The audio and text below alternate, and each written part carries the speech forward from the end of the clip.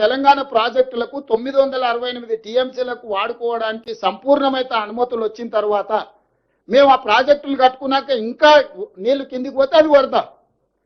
పైన మా సమ్మక్క సారక్కకు అడ్డం పెడతారు, మా సీతారామకు అడ్డం పెడతారు, మా కాళేశ్వరంకి అడ్డం పెడతారు. గోదావరి బేసిన్ మీద మేము కట్టుకునే ప్రతి ప్రాజెక్టుకు ఆంధ్రప్రదేశ్ అభ్యంతరం పెట్టి ఆ ప్రాజెక్టుల అనుమతులు రాకుండా ఆలస్యం చేసి ఇగో మిగులు జలాలు ఉన్నాయన్నాడు. మిగులు జలాలు ఎట్లున్నాయి? కేసీఆర్ దరిద్రం వల్ల, ఆకలి వల్ల, కేసీఆర్ తెలంగాణకు చేసిన ద్రోహం వల్ల నీళ్లు నీకు వరదొస్తున్నాయి. ఏందయా ద్రోహం? మేడిగడ్డ కూలిపోయింది, సుందీలు అక్కడికి రాలే. ఇక అన్నారం గురించి నేను చెప్పాల్సిన పని లేదు.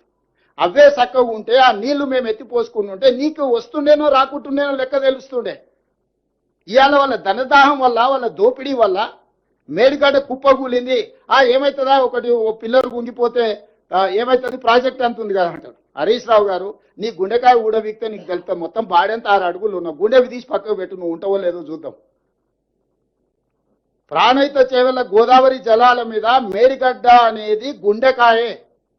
ఆ గుండెనే లేకున్న తర్వాత మిగతా బాడీ ఉందని చెప్పుకోవడానికి తప్ప సున్నా కూడా ప్రయోజనం లేదు. ఇవాళ అన్నిటికంటే కింది నుంచి లిఫ్ట్ చేయాల్సింది, అక్కడి నుంచి మేడిగడ్డ నుంచి నీళ్ళు ఎత్తి అన్నారంలో పోయాలి, అన్నారంలో పోసిన నీళ్లు సుందిళ్లలో పోయాలి, సుందిళ్లలో పోసిన నీళ్లు మిడిమానేరు, అక్కడి నుంచి శ్రీపాద ఎల్లంపల్లి, అక్కడి నుంచి ఎస్ఆర్ఎస్పి, అక్కడి నుంచి మిగతా ప్రాంతాలకు నీటిని తరలించాలి. అసలు కానీ పిసల్ అయిపోయింది అని అంటే,